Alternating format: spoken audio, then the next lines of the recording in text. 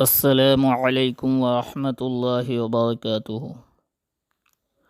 آج کا یہ عمل بسم اللہ الرحمن الرحیم کا عمل ہے،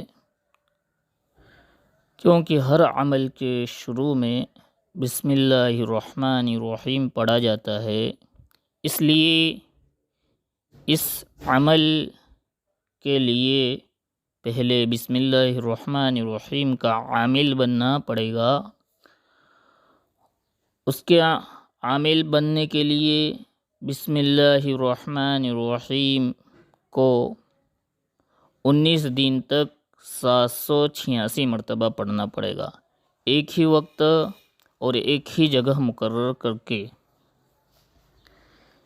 کیونکہ بسم اللہ الرحمن الرحیم کے جو حروف ہے وہ 19 ہے، اس لیے 19 دن تک پڑھنا پڑے گا۔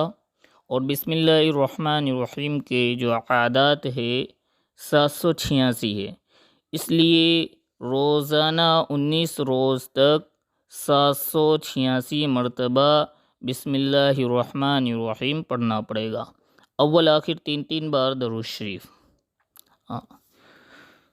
دوسری بات یہ ہے کہ بسم اللہ الرحمن الرحیم کا ایک نقش ہے جو محرم الحرام کے مہینے میں بنایا جاتا ہے۔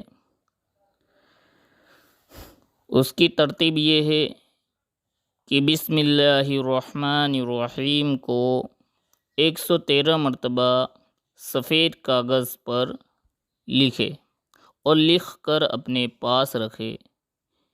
اس نقش کی وجہ سے اللہ رب العزت کاروبار میں، رزق میں، مال و دولت میں برکت عطا فرمائیں گے اور مزید اضافہ بھی فرمائیں گے۔ اللہ تعالیٰ نے ہر صورت سے پہلے بسم اللہ الرحمن الرحیم کو نازل فرمایا، لیکن ایک صورت ایسی ہے، اس کا نام ہے سورہ توبہ۔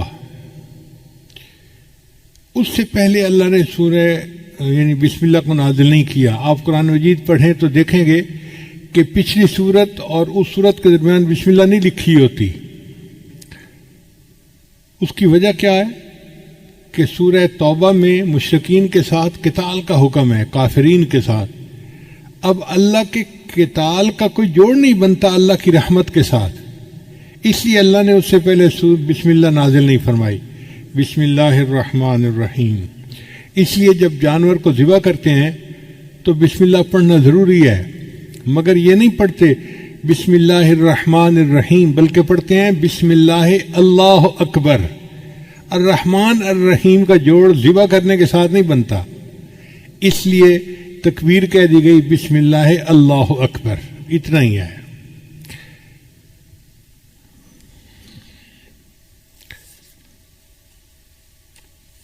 حضرت علی رضی اللہ عنہ فرمایا کرتے تھے کہ جو کچھ پہلے آسمانی کتابوں میں نازل ہوا، اللہ نے وہ سب کچھ قرآن مجید میں نازل فرما دیا، اور جو کچھ پورے قرآن مجید میں نازل ہوا وہ اللہ نے سورہ بقرہ میں نازل فرما دیا، اور جو سورہ بقرہ میں نازل ہوا اللہ نے اس کو سورہ فاتحہ میں نازل فرما دیا، اور جو کچھ اللہ نے سورہ فاتحہ میں نازل کیا اس کو اللہ نے بسم اللہ الرحمن الرحیم میں نازل فرما دیا۔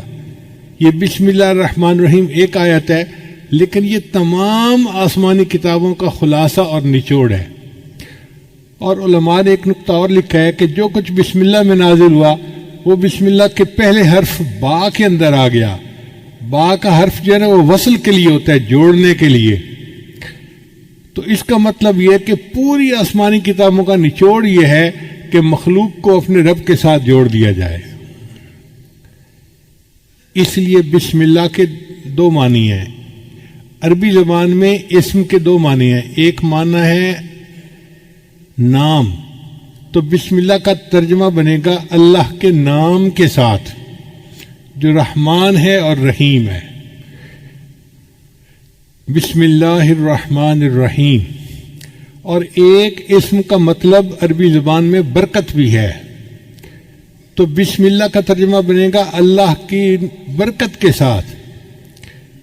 ہمیں یاد ہے کہ ہمارے گھر میں جو بڑی بوڑھی عورتیں تھیں نا پرانے زمانے کی، وہ اٹھتے بیٹھتے اللہ دی برکت نال، اللہ دی برکت نال یہ لفظ بہت پڑھتی تھیں۔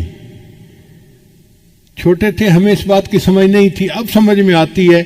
اصل میں وہ بسم اللہ کا ترجمہ پڑھا کرتی تھیں، اللہ کی برکت کے ساتھ بسم اللہ کہتی تھیں ہر کام سے پہلے۔ ان کی زبانیں بسم اللہ سے رطب اللسان بالکل تر رہتی تھیں، ہر وقت اٹھتے بیٹھتے کرتے پھرتے ہر وقت بسم اللہ بسم اللہ بسم اللہ۔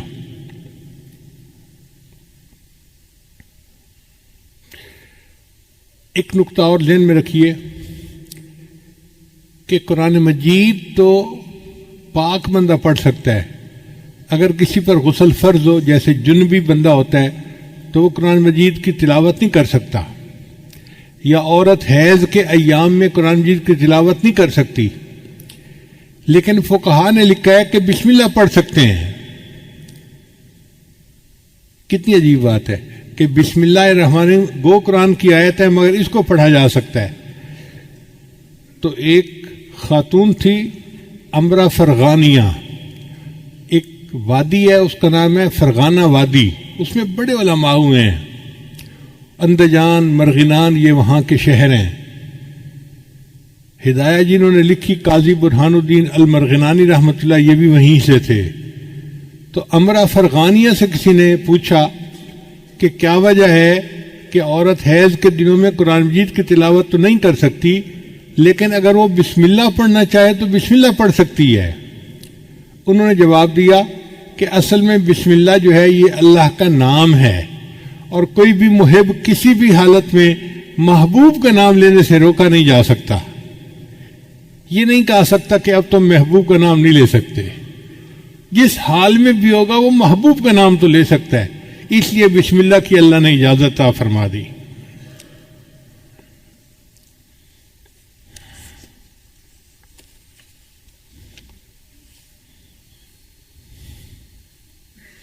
اس لیے کوئی تحریر کرنی ہو تو پہلے بسم اللہ لکھنا چاہیے۔ حدیث مبارکہ میں انس نے اس کے راوی ہیں کہ من کتب بسم اللہ الرحمن الرحیم تعظیما للہ غفر اللہ لہ، کہ جو بسم اللہ الرحمن الرحیم اللہ کے نام کی تعظیم کی وجہ سے اس کو لکھ لیتا ہے اپنی عبارت سے پہلے، اللہ اس پر اس کے گناہوں کی بخشش فرما دیتے ہیں۔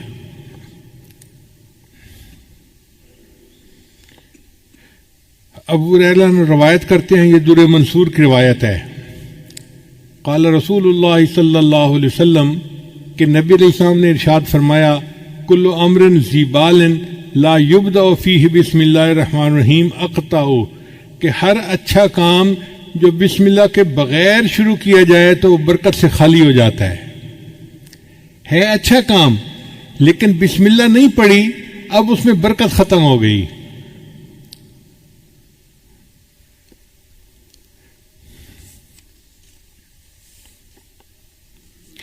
بسم اللہ کی عظمت کا اندازہ اس سے لگائیں کہ کتا ایک نجس جانور ہے۔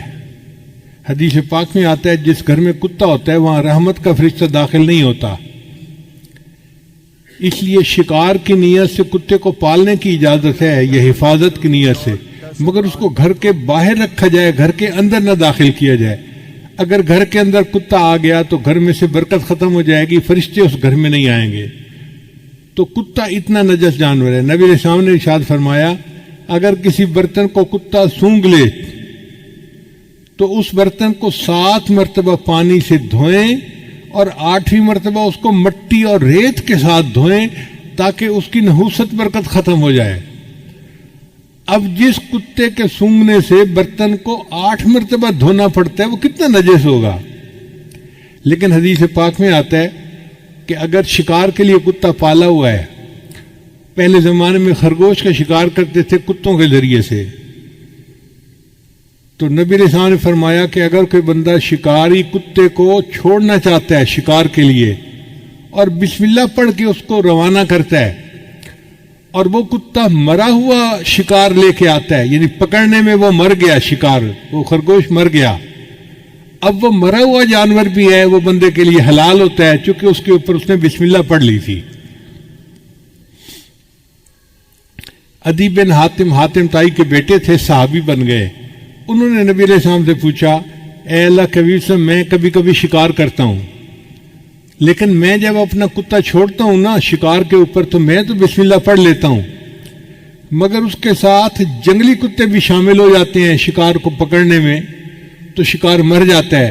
اب کیا میرے لیے اس شکار کو کھانا جائز ہے؟ تو نبی صلی اللہ علیہ وسلم نے فرمایا نہیں، جائز نہیں، اس لیے کہ ان کتوں کے اوپر بسم اللہ نہیں پڑھی گئی، اس لیے ان کا شکار حلال نہیں ہے۔ آپ اندازہ لگائیے بسم اللہ کی برکت کا کہ ایک کتے اتنا نجس جانور بسم اللہ پڑھ کے شکار کے لیے چھوڑے تو اس کا مرا ہوا جانور بھی شریعت نے حلال قرار دے دیا۔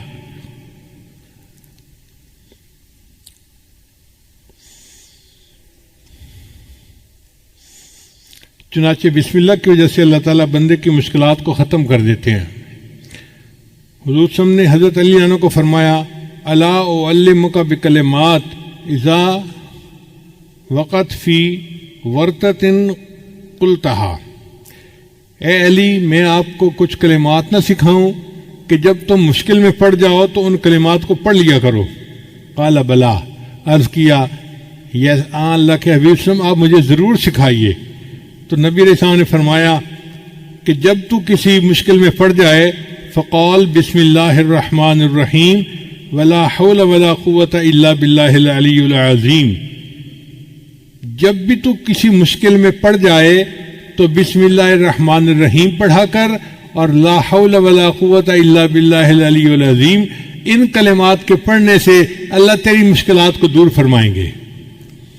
اب یہ عمل کسی ایک عام پیر نے نہیں بتایا، دنیا کے پیروں کے سردار، دنیا کے نبیوں کے سردار حضرت محمد مصطفیٰ احمد مجتبیٰ صلی اللہ علیہ وسلم جو اللہ کے محبوب ہیں، یہ عمل انہوں نے بتایا ہے، تو کتنا سچا اور پکا عمل ہوگا۔ اس لیے ہمیں چاہیے کہ ہم اس عمل کو پلے باندھ لیں، جب کوئی مشکل پیش آئے تو بسم اللہ الرحمن الرحیم ولا حول ولا قوت الا باللہ العلی العظیم یہ پڑھیں گے، اللہ تعالی ہماری مشکلات کو دور کر دیں گے۔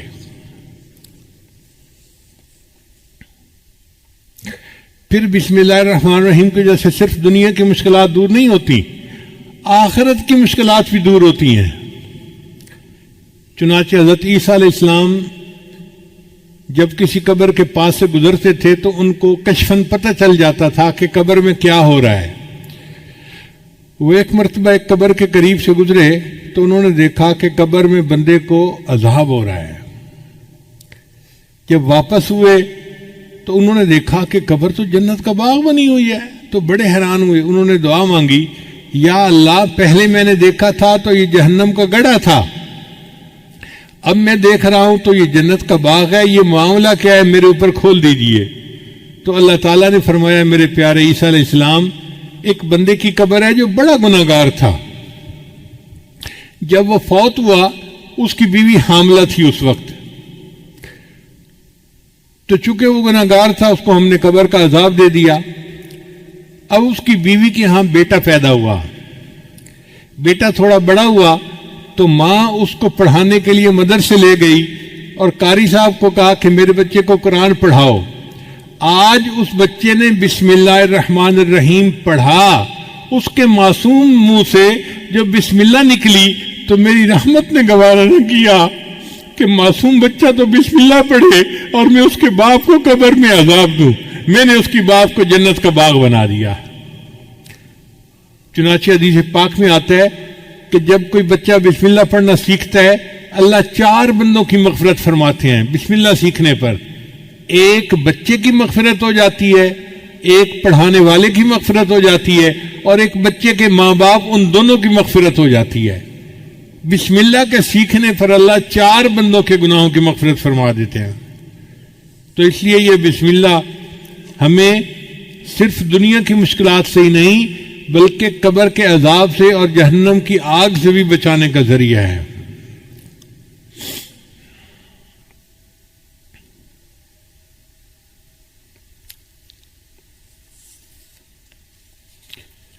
چنانچہ علماء نے لکھا ہے کہ بسم اللہ جو ہے نا یہ اسم اعظم ہے۔ حدیث پاک میں آتا ہے کہ جب کوئی دعا کی جائے اسم اعظم کے ساتھ تو اللہ تعالیٰ اس دعا کو قبول فرما لیتے ہیں۔ اب اسم اعظم کون سا ہے یہ کسی کو نہیں پتا، اللہ نے اس کو چھپا لیا. مگر امام اعظم ابو حنیفہ رحمۃ اللہ فرمایا کرتے تھے کہ اللہ تعالیٰ کا جو اسم ذات ہے نا اللہ، یہ اسم اعظم ہے. تو کسی نے پوچھا جی کہ آپ کے پاس دلیل کیا ہے اسم اعظم؟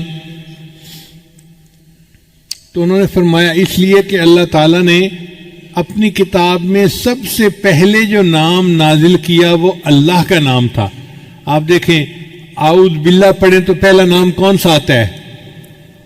باقی صفاتی نام بعد میں، اور ذاتی نام اعوذ باللہ من الشیطان الرجیم بسم اللہ الرحمن الرحیم. تو اللہ کا نام سب سے پہلے. ان کا چونکہ اللہ کا نام سب سے پہلے پڑھا جاتا ہے اس لیے یہ اسم اعظم ہے. ان کا جی کوئی اور دلیل دیں. ان کا دلیل یہ ہے کہ حدیث پاک سے ثابت ہے کہ اللہ تعالیٰ نے فرشتے کو حکم فرمایا ہوا ہے کہ جب بھی میرے کسی بندے کے نام سے میرا زبان سے میرا نام نکلے تو جب بھی تم وہ نام سنو تم قیامت کا جو سور بجانا ہے اس کو 40 سال پیچھے ہٹا دیا کرو. یعنی اللہ کا نام اتنی برکت والا ہے کہ جو بندہ اللہ کہتا ہے تو قیامت 40 سال پیچھے چلی جاتی ہے. اب اندازہ لگائیے کہ جو نام اتنی برکت والا ہے کہ قیامت جیسی مصیبت کو 40 سال کے لیے ٹال دیتا ہے، اگر ہم اللہ کے نام کو کثرت کے ساتھ پڑھیں گے تو ہماری زندگی کی پریشانیاں کیوں نہیں ٹل جائیں گی؟ بس انسان شوق کے ساتھ محبت کے ساتھ اللہ کا نام پڑھے. حدیث مبارکہ میں لا تقوم الساعہ، اس وقت تک قیامت قائم نہیں ہو سکتی حتیٰ یقال فی الارض اللہ اللہ، حتیٰ کہ زمین میں کوئی ایک بندہ بھی اللہ اللہ کہنے والا ہوگا.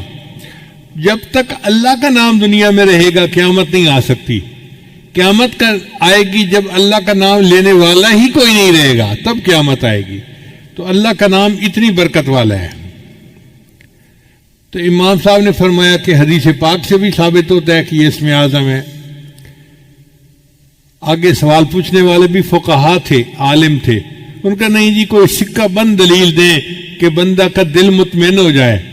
تو امام صاحب نے کہا اچھا سکہ بند دلیل یہ ہے کہ جب موسیٰ علیہ السلام کوطور پر گئے تو اس وقت ان کو پتہ نہیں تھا کہ یہ آگ کیا ہے. اللہ نے خطاب فرمایا اور اللہ نے اپنا تعارف کروایا اننی انا اللہ، میں اللہ ہوں. اگر کوئی اور نام اس میں اعظم ہوتا تو اللہ اس نام سے اپنا تعارف کرواتے. اللہ نے تعارف میں کہا کہ میرا نام اللہ ہے، اس کا مطلب ہے کہ یہی اس میں اعظم ہے. اب یہ ایسی دلیل تھی کہ سب علماء نے مان لیا کہ واقعی اللہ کا نام اس میں اعظم ہے. چنانچہ اللہ اللہ کے نام سے جو دعا مانگی جائے وہ دعائیں قبول ہوتی ہیں، اور اللہ کا نام جس چیز پر پڑھ دیا جائے وہ چیز میں برکت آ جاتی ہے. حضرت ابو الدرداء رضی اللہ عنہ کی ایک باندی تھی. وہ ایک دن پوچھنے لگی کہ حضرت آپ کس جنس سے تعلق رکھتے ہیں؟ ان کا میں انسان ہوں. کہنے لگی نہیں مجھے نہیں لگتا کہ آپ انسان ہیں، آپ کوئی اور ہیں. ان کا نہیں میں انسان ہوں، تمہارے جیسا انسان ہی ہوں. اس نے کہا اس لیے کہ میں 40 دن سے آپ کے کھانے میں زہر ملا کے آپ کو کھلا رہی ہوں اور آپ پہ کوئی اثر نہیں ہوتا، آپ انسان نہیں ہیں. ان کا نہیں میں انسان ہوں لیکن میری عادت ہے کہ میں نبی علیہ السلام کی بتائی دعا پڑھ لیتا ہوں، بسم اللہ الذی لا یضر مع اسمہ شیء فی الارض ولا فی السماء وہو السمیع العلیم. اس کی برکت سے اللہ مجھے کھانے کی نقصان دہ چیزوں سے محفوظ فرما لیتے ہیں. اور یہی واقعہ خالد بن ولید لانوں کے ساتھ پیش آیا کہ ایک مرتبہ دشمن نے اپنا ایک نمائندہ بھیجا جس کے پاس زہر کی ایک بوتل تھی، چھوٹی سی شیش کی تھی. اس نے کہا جناب آپ ہمارا مقابلہ کر ہی نہیں سکتے، اس لیے کہ یہ ایک زہر ہے، اس کا ایک قطرہ بھی اگر کوئی بندہ پی لے تو وہ بچ نہیں سکتا، اور ہم نے اپنی تلواروں کی دھار پر یہ زہر لگائی ہوئی ہے، اس لیے اگر اس کا چھوٹا سا کٹ بھی کہیں لگ جائے تو وہ بندہ کٹ کی وجہ سے نہیں، زہر کی وجہ سے مر جاتا ہے۔ آپ ہمارا مقابلہ کر ہی نہیں سکتے۔ جب اس نے یہ بات کہی تو خالد بن رضی اللہ عنہ نے فرمایا اچھا یہ زہر کی شیشی مجھے دکھاؤ۔ وہ ہاتھ میں لی اور آپ نے پڑھا بسم اللہ الذی لا یضر مع اسمہ شیء فی الارض ولا فی السماء، اور پوری زہر کی بوتل آپ نے پی لی اور اللہ نے ان کو محفوظ رکھا۔ یعنی جس نام کی برکت سے زہر کے اثرات بھی بندے کو نقصان نہیں دے سکتے تو باقی چیزیں کیا نقصان دیں گی؟ اس لیے ہمیں چاہیے کوئی چیز پینی ہو یا کھانی ہو تو بسم اللہ اس سے پہلے ضرور پڑھا کریں تاکہ اس چیز کے نقصان سے اللہ ہماری حفاظت فرمائے۔ چنانچہ عثمان ابن عفان رضی اللہ عنہ سے روایت ہے کہ نبی علیہ السلام نے فرمایا کہ بسم اللہ الرحمن الرحیم میں جو نام ہے یہ اسم اعظم ہے۔ ان کا اللہ کے بسم یہ اسم اعظم ہے؟ فرمایا ہاں، اس میں اور اسم اعظم میں ایسا تعلق ہے جیسے آنکھ کی سفیدی اور آنکھ کی سیاہی کے اندر ہوتا ہے۔ اب آنکھ کی سفیدی اور آنکھ کی سیاہی آپس میں ملی ہوئی ہیں، آپ اپنی آنکھ میں دیکھیں، سیاہی اور سفیدی ملی ہوئی ہیں، تو اس کا مطلب یہ کہ نبی علیہ السلام نے ڈائریکٹ نہیں بتایا چونکہ اللہ تعالیٰ راز رکھنا چاہتے تھے، لیکن ہنٹ دے دیا کہ بسم اللہ اور اسم اعظم میں بہت قرب ہے۔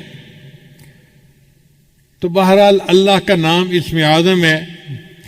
چنانچہ علامہ کلوبی رحمۃ اللہ نے لکھا ہے کہ ایک عورت تھی اور اس کا خاوند جو تھا وہ بہت زیادہ کرخت مزاج کا تھا۔ وہ موقع ڈھونڈتا تھا کہ میں کسی طرح اپنی بیوی کو ذلیل و رسوا کروں، پریشان کروں، ڈانٹ ڈپٹ کروں، مار پیٹ کروں۔ ایک مرتبہ اس کے پاس کچھ پیسے تھے، اس نے وہ تھیلی اپنی بیوی کو پکڑا دی اور کہا کہ ان کو محفوظ رکھ دینا۔ اس عورت کی عادت تھی کہ جو کام کرتی تھی وہ بسم اللہ پڑھ کے کرتی تھی، ہر کام سے پہلے بسم اللہ پڑھتی تھی۔ چنانچہ اس نے بسم اللہ پڑھا اور الماری کے اندر وہ تھیلی رکھ دی۔ اب بیچاری کو کیا پتا تھا کہ میرے خاوند کی نیت کیا ہے؟ خاوند نے جب دیکھا کہ عورت دوسرے کمرے میں ہے، اس نے وہ تھیلی اٹھائی اور اس کے جو پیسے تھے وہ کوئن تھے، اس نے وہ ایک کنواں تھا گھر کے اندر، اس کنویں کے اندر پھینک دیے اور خالی تھیلی اس نے واپس رکھ دی۔ اس کا مطلب یہ تھا کہ اب میں اس کو کہوں گا میرے پیسے واپس لاؤ، یہ کہے گی پیسے نہیں تو پھر مجھے موقع مل جائے گا، میں پھر ڈانٹ ڈپٹ کروں گا، اس کو ذلیل رسوا کروں گا۔ عورت بیچاری کو کیا پتا تھا۔ اب 2-3 دن کے بعد خاوند نے اس کو بلایا اور کہا دیکھو میں نے تمہیں جو پیسے دیے تھے نا، مجھے ضرورت ہے، پیسے واپس لاؤ۔ چنانچہ وہ عورت گئی، اس نے جا کے بسم اللہ پڑھ کے الماری کا دروازہ کھولا۔ کہتے ہیں کہ جب اس نے الماری کا دروازہ کھولا، اللہ تعالیٰ نے جبریل علیہ السلام کو حکم دیا کہ میری اس بندی نے بسم اللہ پڑھا ہے، آپ جائیں اور کنویں سے وہ سارے پیسے نکال کے اس کی تھیلی میں واپس کر دیں۔ تو جب اس نے دیکھا تو تھیلی میں پیسے تھے، اس نے لا کر اپنے خاوند کو دے دیے۔ اس واقعے کے بعد خاوند جو اس کے ساتھ بغض رکھتا تھا وہ ختم ہو گیا، بلکہ خاوند جو تھا وہ نیکی کی زندگی اختیار کر گیا۔ اللہ تعالیٰ نے بسم اللہ کی برکت سے اس کو خاوند کی پریشانی سے بھی محفوظ فرما لیا۔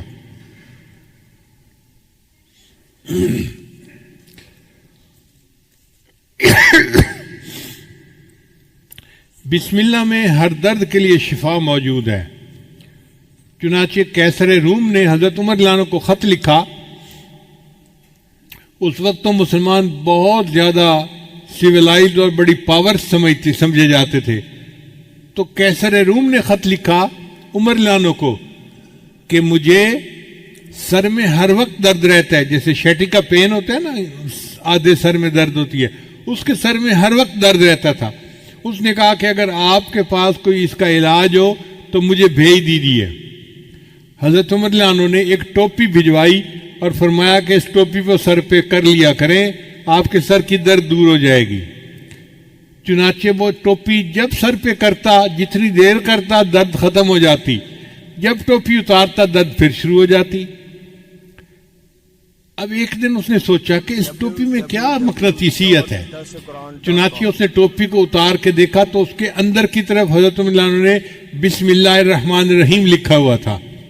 اس آیت کی برکت سے اللہ اس کے سر کے درد کو ختم فرما دیتے تھے۔ چنانچہ صحابہ کرام بیمار بندے کو بسم اللہ پڑھ کے دم کیا کرتے تھے۔ حدیث پاک میں آتا ہے کہ جبریل علیہ السلام، عائشہ رضی اللہ عنہا روایت کرتی ہیں کہ جبریل علیہ السلام کئی مرتبہ آتے اور نبی علیہ السلام بیمار ہوتے تو جبریل علیہ السلام بسم اللہ پڑھ کے اپنے محبوب صلی اللہ علیہ وسلم کو دم کیا کرتے تھے۔ یہ ایک ایسا عظیم عمل ہے کہ جو ہماری سب بیماریوں، سب دردوں، سب مصیبتوں کے لیے تریاک ہے۔ حضرت عثمان بن ابی العاص نے نبی علیہ السلام سے شکایت کی، اے اللہ کے حبیب صلی اللہ علیہ وسلم، میں جب سے مسلمان ہوا ہوں تو میرے جسم میں دردیں رہتی ہیں، ادھر درد ادھر درد۔ تو نبی علیہ السلام نے فرمایا، تمہیں جس جگہ پہ درد ہو تم ہاتھ رکھ کر اس کے یعنی جگہ پر ہاتھ رکھ کے بسم اللہ پڑھ لیا کرو، اللہ تمہارے درد کو ختم کر دے گا۔ چنانچہ جب ان کو درد محسوس ہوتی تھی وہ درد کی جگہ پر ہاتھ رکھتے تھے اور بسم اللہ الرحمن الرحیم پڑھ لیتے تھے۔ اس کی برکت سے اللہ نے ان کے درد کو ختم فرما دیا تھا۔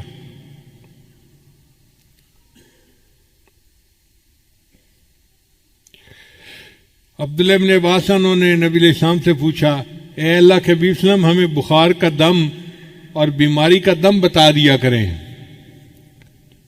ہمیں کوئی بخار کا دم بتا دیں، بیماری کا دم بتا دیں۔ تو نبی علیہ السلام نے فرمایا کہ جب کوئی بندہ بیمار ہو تو تم اس پر پڑھا کرو بسم اللہ الکبیر اعوذ باللہ العظیم من کل عرق نار ومن شر حر النار، اخرجہ الترمذی۔ یہ ترمذی شریف کی روایت ہے۔ تو نبی علیہ السلام نے ان کو بخار کا یہ دم سکھایا۔ اس کا مطلب یہ کہ بسم اللہ کی برکت سے اللہ تعالیٰ واقعی بندے کی بیماری کو ختم فرما دیتے ہیں۔ اس لیے ہر تکلیف کے وقت بسم اللہ پڑھنی چاہیے۔ احد کے موقع پہ حضرت طلحہ رضی اللہ عنہ کو زخم لگا تو بے اختیار ان کی زبان سے آہ نکلی۔ جیسے زخم لگتا ہے نا تو آہ بندہ کرتا ہے، آہ۔ تو جب ان کو زخم لگا تو انہوں نے آہ کی تو نبی علیہ السلام نے فرمایا، لو قلت بسم اللہ لرأیت بناءک الذی بنى اللہ لک فی الجنۃ وانت فی الدنیا۔ اگر تو اس موقع پر بسم اللہ کہتا جو تجھے چوٹ لگی تو دنیا میں رہتے ہوئے جنت میں اپنے ٹھکانے کو دیکھ لیتا۔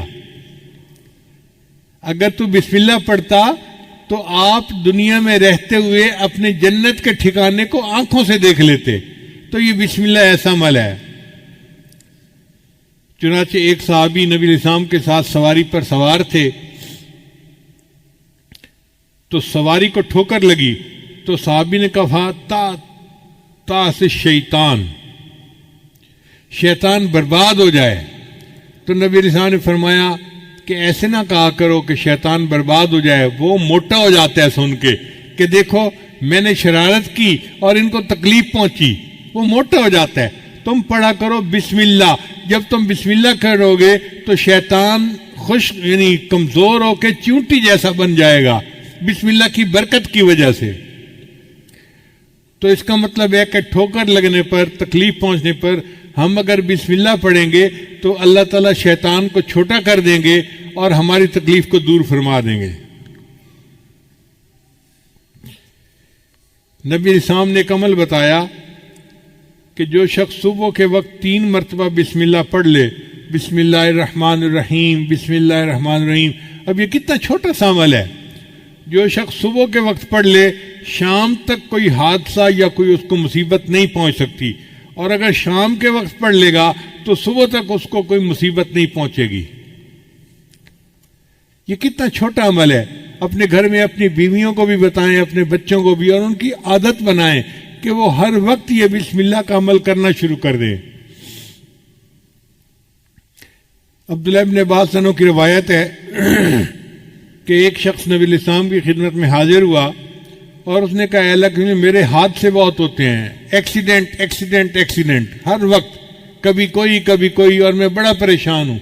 نبی علیہ السلام نے فرمایا کہ تم جب گھر سے نکلا کرو تو یہ پڑھ لیا کرو بسم اللہ علی نفسی و اہلی و مالی، یعنی میرے اوپر بسم اللہ، میرے اہل کے اوپر اور میرے مال کے اوپر بسم اللہ.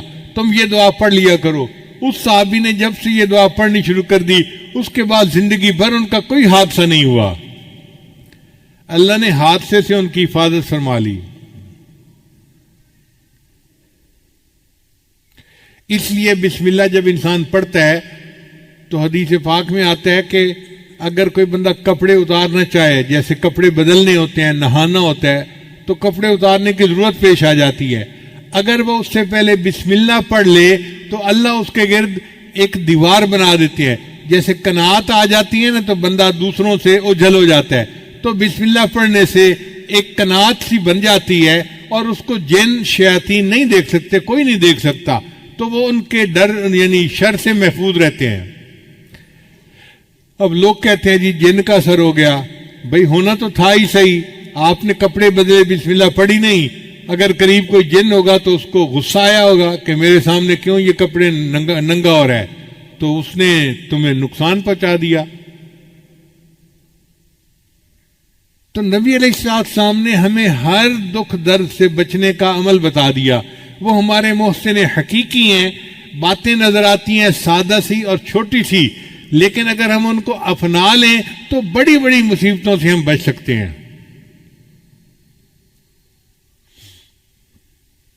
چنانچہ جو بندہ اپنی بیوی کے ساتھ ہم بستری کرے تو اس کو چاہیے کہ پہلے بسم اللہ پڑھ لے.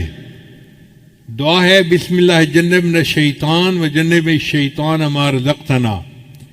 حدیث پاک میں آتا ہے کہ اگر اس نے یہ دعا پہلے پڑھ لی اور پھر بیوی کو ہاتھ لگایا تو اب اگر حمل ٹھہر گیا تو اس حمل میں شیطان کا کوئی حصہ نہیں ہوگا، لہذا وہ بچہ فطری طور پہ نیک ہوگا، بچپن سے نیک ہوگا.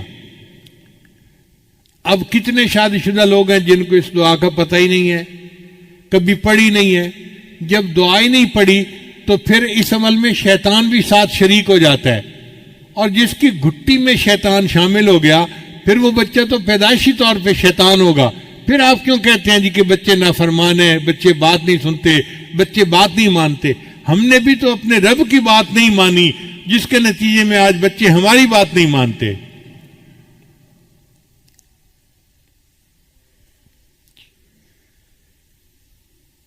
نبی السلام نے ارشاد فرمایا، جابر بن عبداللہ رضی اللہ عنہ کی روایت ہے کہ نبی السلام نے فرمایا کہ جب رات کو سوتے وقت بسم اللہ پڑھ کے دروازے بند کرو، یعنی اپنے دروازے جو گھر کے بند کرنے ہیں نا، عورتیں عام طور پہ بند کرتی ہیں گھر کے دروازے، تو عورتوں کو یہ عمل سکھانا چاہیے کہ وہ گھر کے دروازے بند کرنے سے پہلے بسم اللہ پڑھ لیا کریں.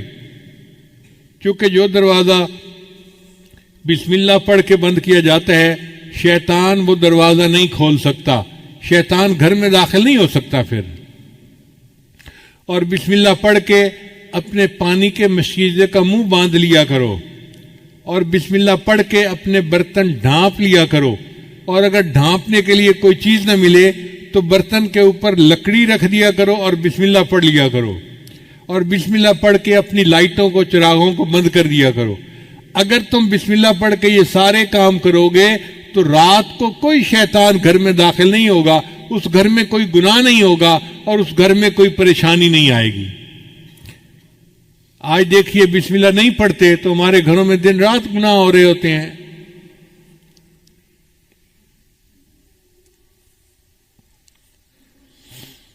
ایک اور روایت سنیے.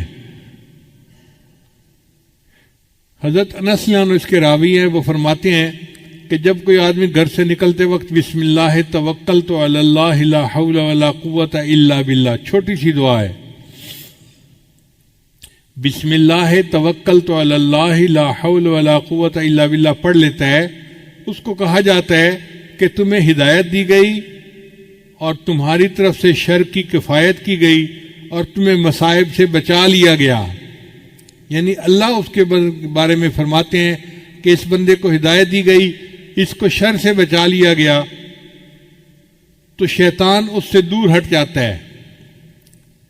शैतान कहता है मैं इस बंदे का जब कुछ बिगाड़ ही नहीं सकता तो मैं इसका पीछा किस लिए करूं। तो देखिए, घर से निकलते हुए दुआ पढ़ने से इंसान शैतान के दाव से बच जाता है।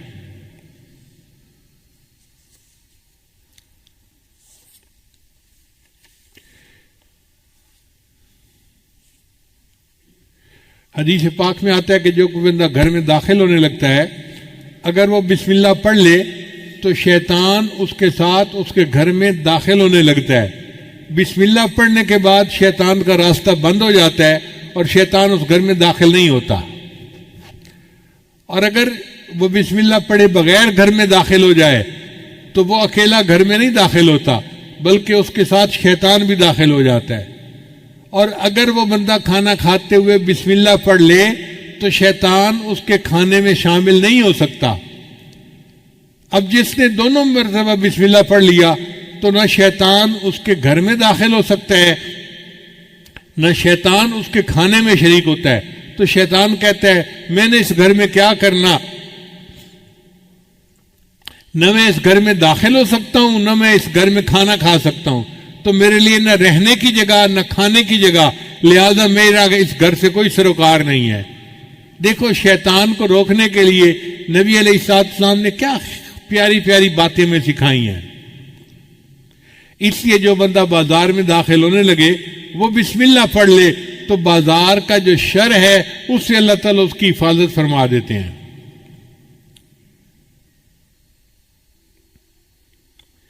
इसी हदीस पाक में आता है कि इंसान खाने से पहले अगर बिस्मिल्लाह पढ़ ले तो शैतान उसके खाने में उसके साथ शरीक नहीं हो सकता। नबी अलैहिस्सलाम एक मर्द दस्तरखान पर बैठे थे तो एक छोटी बच्ची आई और उसने आके खाने में हाथ डालना चाहा तो नबी अलैहिस्सलाम ने उसको रोक दिया। फिर नबी अलैहिस्सलाम ने फरमाया कि खाने से पहले शैतान अपना एजेंट भेज देता है कि वो बिस्मिल्लाह पढ़े बगैर खाने में हाथ डाल दे और बाद में शैतान भी खाने में शरीक हो सके। इसलिए जब खाना शुरू करो तो बिस्मिल्लाह पढ़ के शुरू करो ताकि शैतान उसमें शरीक ना हो सके। चुनाचे वाकया किताबों में लिखा है कि दो शैतान आपस में मिले, एक बड़ा मोटा ताजा था, मुश्तंडा था, और दूसरा बहुत ही दुबला पतला था। तो उसने पूछा मुश्तंडे ने कि सुनाओ भाई, तुम क्यों इतने कमजोर हो। उसने कहा यार, मैं जिस बंदे के साथ हूं ना, वो बंदा बिस्मिल्लाह पढ़ के घर में दाखिल होता है, तुमने उसके घर में दाखिल ही नहीं हो सकता। फिर वो बिस्मिल्लाह पढ़ के खाना खाता है, मैं उसके खाने में शरीक ही नहीं हो सकता। न मुझे रहने की जगह मिलती है न मुझे खाना मिलता है, तो मैंने कमजोर ही होना है ना। तो इस पर जो मोटा शैतान होता है ना, वो कहका लगाता है और कहता है कि अच्छा, मैं तो एक काफिर के साथ रहता हूं, उसको बिस्मिल्लाह का पता ही नहीं, मैं उसके घर में भी उसके साथ दाखिल होता हूं और मैं उसके खाने में भी शरीक होता हूं, और जब वो अपनी बीवी से हम बिस्तरी करते हैं, मैं भी उसकी बीवी के साथ हम बिस्तरी में शरीक होता हूं, इसलिए उसकी औलाद नाफरमान पैदा होती है। तो बिस्मिल्लाह को भूलने से कितने नुकसान हम उठा लेते हैं। इसलिए खाने से पहले बिस्मिल्लाह का पढ़ना बहुत जरूरी है। ये मोमिन और काफिर के शैतान की जो मुलाकात है, ये अब्दुल्लाह इब्न मसूद नाम एक सहाबी हैं, वो फरमाया करते थे। इसलिए सोते वक्त इंसान को बिस्मिल्लाह पढ़ना चाहिए। नबी अलैहिस्सलाम जब रात को बिस्तर पर पहुंचते तो दुआ मांगते, बिस्मिल्लाह वदाअतु जंबी अल्लाहुम्मा अग़फिर ज़ंबी व अख़सी शैतानी व फ़क्कु रिहानी व अस्क़ुल मीज़ानी वजअलनी फ़िन नदिय्यिल आला। ऐ अल्लाह, मेरे गुनाहों को बख्श दे, मेरे शैतान को जलील कर दे, मेरी गर्दन छुड़ा दे, मेरे मीज़ान को भारी कर दे और मुझे फरिश्तों की आला जमात के साथ खड़ा कर दे। कितनी प्यारी दुआ है, अगर हम इसको याद करके रात को पढ़ लिया करें। इसलिए रात को सोते वक्त की छोटी दुआ है ना, बेइस्मी का अमूत हुआ है, अल्लाहुम्मा बेइस्मी का अमूत हुआ आया, तो अल्लाह के नाम के साथ मैं सोता हूं और मैं जागता हूं। नबी साहब ने इरशाद फरमाया, ला वुज़ू लिमन लम यज़कुर इस्मिल्लाह, उस बंदे का वुज़ू ही नहीं होता जो बिस्मिल्लाह से वुज़ू की इब्तिदा न करे। جیسے فرمایا نا کہ حضور قلب کے بغیر نماز نہیں ہوتی، ایسے نبی علیہ السلام نے فرمایا کہ بسم اللہ پڑھے بغیر انسان کا وضو ہی نہیں ہوتا، یعنی وضو کی برکت ختم ہو جاتی ہے۔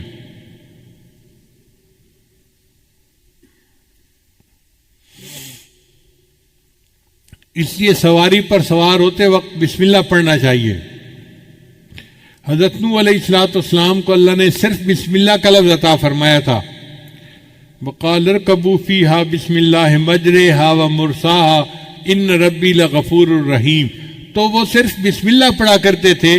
اللہ کی شان کہ ان کی کشتی اتنے بڑے سیلاب کے اندر سے نجات پا گئی۔ تو علماء نے نکتہ لکھا ہے، اگر صرف بسم اللہ کے لفظ کے ساتھ نوح علیہ السلام کی کشتی اتنے بڑے سیلاب سے نجات پا جاتی ہے، تو ہم اگر پوری بسم اللہ پڑھیں گے ہماری زندگی ہمارے پریشانیوں کے سیلاب سے کیوں نہیں نجات پائے گی؟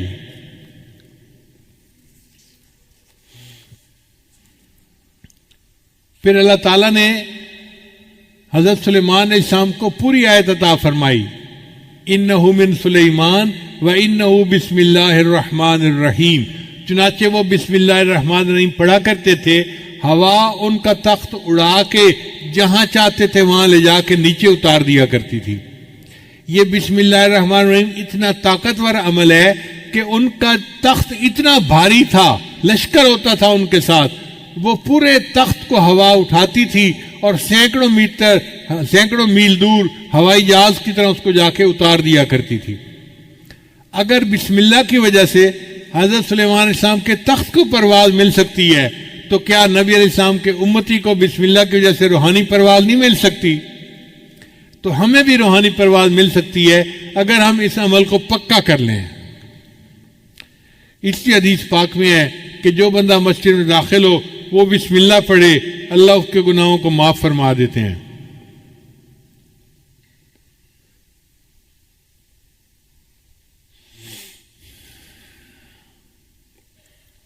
حدیث مبارکہ میں آتا ہے کہ جب تم اپنے میت کو قبر میں اتارنے لگو تو بسم اللہ پڑھ کے میت کو قبر میں اتارو گے، بسم اللہ کی برکت سے اللہ قبر کا عذاب معاف فرما دیں گے۔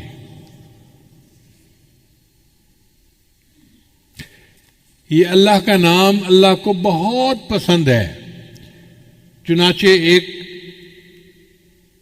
بزرگ تھے، ان کا نام تھا بشر، وہ نشئی تھے اور ایک دن آدھا نشہ آدھا ہوش اس ہاتھ کے ساتھ چل رہے تھے۔ انہوں نے راستے میں ایک کاغذ پڑا ہوا دیکھا جس کے اوپر اللہ کا نام لکھا ہوا تھا، تو اس کو دیکھ کر وہ حیران ہوئے کہ کاغذ پر تو اللہ کا نام لکھا ہوا ہے اور یہ زمین کے اوپر پڑا ہے۔ انہوں نے اس کاغذ کو اٹھا لیا، اس کو جھاڑ کے صاف کیا اور اس کو اوپر کسی جگہ کے اوپر رکھ دیا۔ اللہ نے ایک ولی کو الہام فرمایا کہ بشر کو جا کر کہہ دو کہ تم نے میرے نام کو فرش سے اٹھا کر اونچا کیا، میں تمہارے نام کو فرش سے اٹھا کر عرش تک اونچا کر دوں گا۔ چنانچہ وہ امت کے بڑے اولیاء میں سے گزرے اور ان کا نام بشر حافی تھا۔ اللہ تعالی ہمیں بھی اس نام کی عزت کرنے پر اور اس نام کے قدر کرنے پر، اس کا ذکر کرنے پر ہماری پریشانیوں کو دور فرما دے، اور اللہ تعالی ہمیں بھی دنیا میں کامیاب زندگی عطا